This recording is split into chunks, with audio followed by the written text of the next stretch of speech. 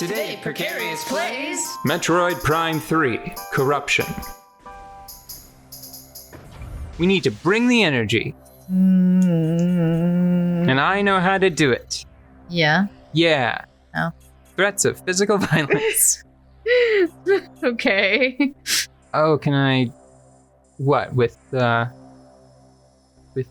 machine? With the missile machine that I have now? Okay. I'm still not going that way. Yet. I have plenty of energy. I don't know what you're talking about. Yeah, well, I don't think it's making it through the mic, my friend. I feel like we've gotten into a nasty habit of just being all lackadaisical about the show we're doing here. I have been kind of... It's become too comfortable, which is why if you check under your seat and you'll find an elaborate battery array, and every time I press the A button and the B button on the Wiimote at the same time, it's gonna shock your buns. I mean, that might be fun, but I've had a lot weighing on me lately. Yeah, it's been a hard 5 years. It's been a hard decade. We all know. Oh no, I just meant the last, I'm gonna say 4 weeks or so. Yeah. This terrible thing has happened to me. I'm between books. I'm between the books. I'm between the lions, if anybody knows that reference that I want to take back now. Why? I don't want to pay for books most of the time. That's unkind. Well, hear me out. Okay.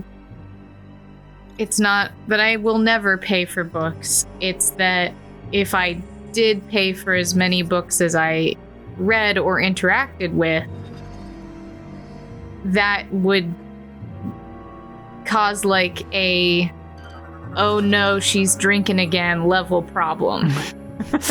Okay? Uh-huh. So if it's available through the library and I am not about to completely lose my mind waiting for a sequel, I just wait. And what had happened was the last time, it doesn't matter. You know what? The point is I'm between books and it's not a happy place. I'm like re-listening to old stuff and it's not super comforting. It is bad for my productivity when I'm between books. I need books to get through certain tasks in my day. And you might be thinking to yourself, well, what about a podcast? And I'm like, what about shut up? Because I'm also fickle. Yeah? Oh, no, that's my favorite ship. Is that a problem? That's my only ship. Okay, so I've got to shut those off first. Yeah. There are 2 anti-aircraft turrets protecting the generator. Yeah, I saw that. Why would you let me... What? Stop trying, gunship. You gotta talk to your ship. Your ship will not be able to get a clear shot while those guns are active. This is... Okay, this is really starting to get on my nerves. Well, no, this is fine, because it's better than, like, sort of shunting me off to some other activity. Like, sorry, your ship can't land, and your ship is going to continue to do loops and not land for months while you figure this out.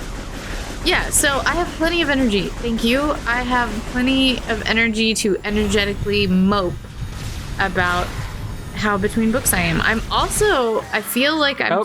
I just got a game over. You just got a what? Yeah, I think we get the really bad game over. Yeah. What? Is that possible? Yeah.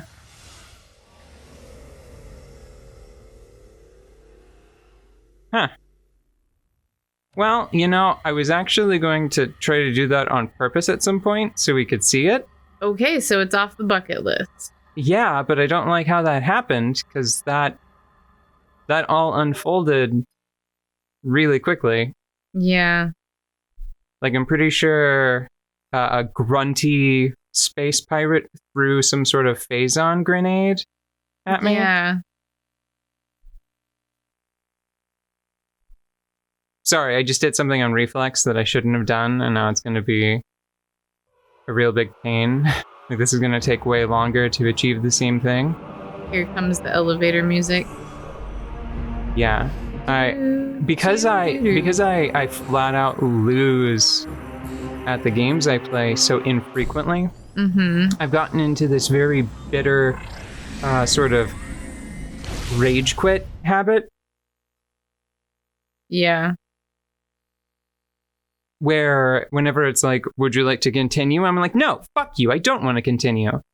And either I like stop playing for a while or just bitterly resume at like the most recent save point just of my own volition.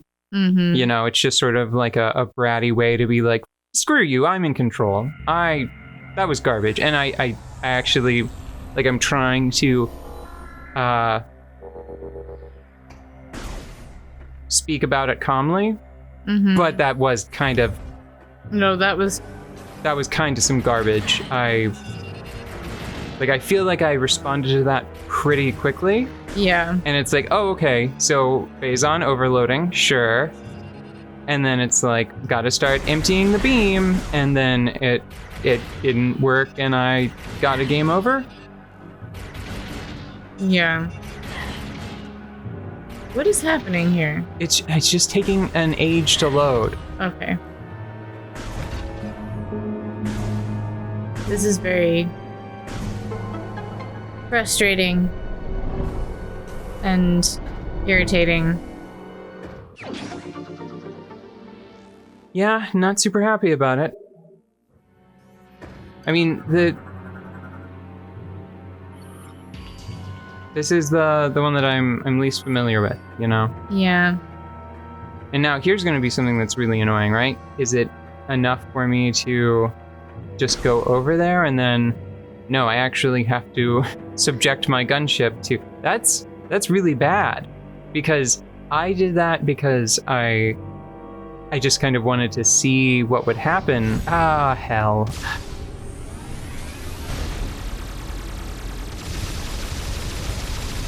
I just wanted to bring this up. I don't know. Do you need a minute? Nope. No, because we're bringing the energy for this super fun game that we're playing.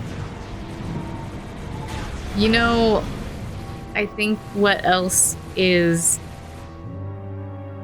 my energy kind of weird is I now too have started playing Persona. And there is something so incredibly chill about that game for 90% of the playtime. Like, most of the time you're not running around in the alternate reality. And I just enjoy the, you know, small town vibes. And the cat that hangs out with you, and the cafe owner, and all the folks. And so I keep turning on the game and being like, yeah, we're gonna go to school and have a crappy day where all the teachers are butts and all the authority figures suck. And then we're gonna have some type of adventure. But then we're gonna go and have to take the fucking subway again, you know? It's really calming when maybe it shouldn't be, because the actual subject matter is so intense. It depends on what stage of the game you're in. I know that I don't think that you've gotten full control over your day-to-day activities, have you? Not really, no. They're still shuttling me back and forth to class when it's relevant. But I did unlock our hideout because we're bandits. Ew, we're bandits.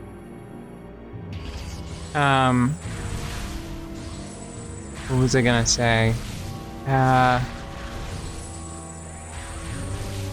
So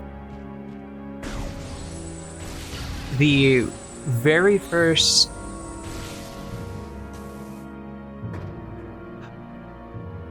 palace, that's what it's called. Mm-hmm. The very first palace is really probably, oh, that did work. Nice little attention to detail, guy. Mm-hmm. The very first palace, the subject matter is probably the most intense. Yeah. Oh, and then you could blow it up if it were in front of the turrets. That's neat. The subject matter is probably at its most intense in the game.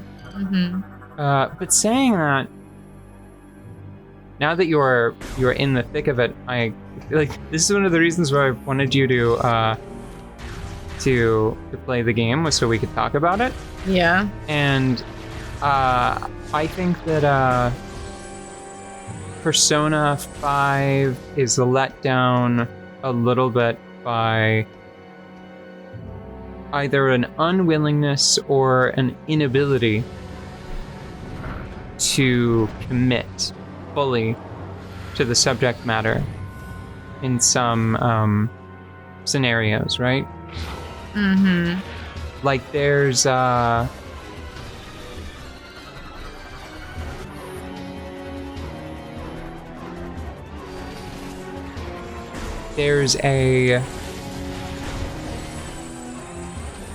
scenario that I don't think you've quite gotten to yet, but now that you're familiar enough with the premise, I can tell you about it, and then you'll just be like, oh, this is that room. Mm-hmm. So,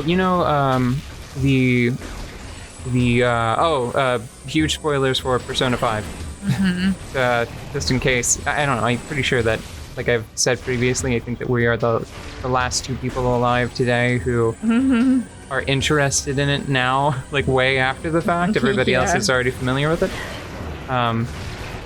So Shiho, right? Yeah. The girl who tries to take her own life in the first sort of arc of the story. Yeah. There's a room in that the awful PE teacher's palace that is dedicated to leering at her, right? Ew. Yeah. And it's modeled after like the very stereotypical idea of like a stalker like shrine, right? Mm-hmm. And whenever you go there, whenever you look at it, it's got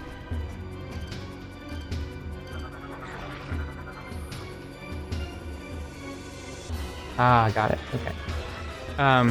Whenever you go there, the idea of it is sort of shocking, I guess, right? Mm-hmm. But the execution, I think, is far too tame, because what it is it's a bunch of like Polaroids of like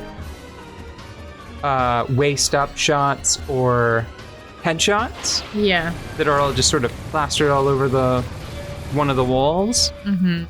And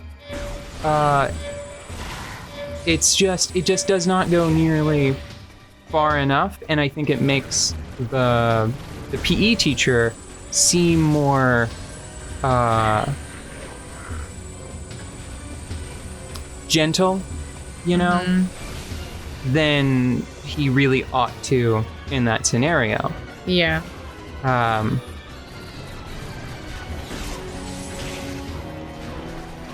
And it's like maybe they, didn't want to accidentally wind up with an AO rating. Yeah. But I mean, then don't do it. Yeah, maybe then you don't do it. Don't do that one. Because it's like his whole palace as I'm sure you'll see, just feels really like PG-13. It feels clownish. Yeah. Like, do you already feel that way? Oh, 100%. That's like from minute one, pretty much. And I think that it's because, like, there are some things that you'll see as you go through it where you can, like, you get what they were going for. That I don't want to spoil for you because it's sort of visually engaging. Yeah, what am I supposed to do now?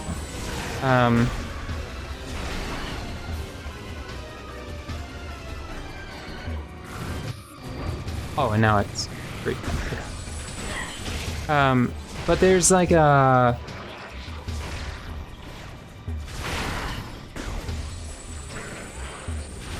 So here's the problem, right? It's unpleasant to talk about. It's to articulate what I'm thinking right now feels bad and gross. Yeah.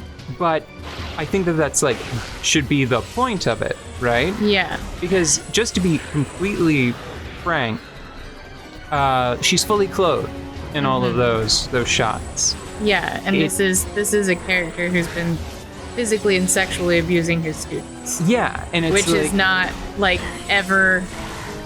It's not ever. It's even at odds with what they demonstrate later in the palace, where there's like this sort of hall of lechery, where there are all of these. There's all of this statuary, and those statues focus on like the sexual attractors, right? So it's like it's TNA, the room. So it's a little strange that you have this like weirdly respectful stalker corner. Yeah. You know? And I felt like that a few times throughout the game where they just they talk a pretty good game, but then they're not willing to actually commit more serious offenses to film, as it were, you know? To put it in imagery beyond just the spoken word. Yeah, so outside of that, like the game itself, the environment that you're in the day-to-day is a really big contrast. I don't know. It's like, it reminds me very much of what it feels like to be in a bad situation and then like everything around you continues to be normal.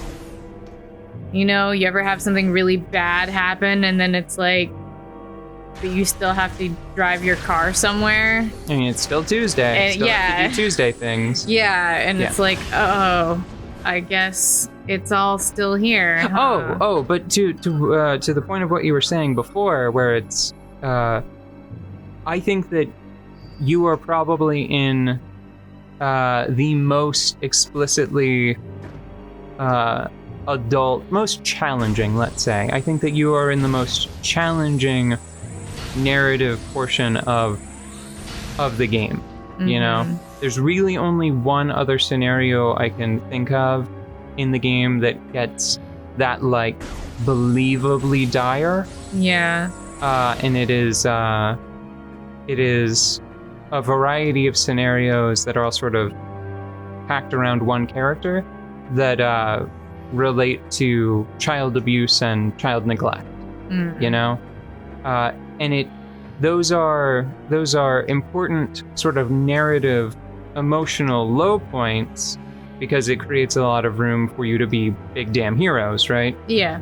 I will say that I think that it is far less tonally jarring to be like, I'm going to the batting cages. Yeah. in other arcs of the story.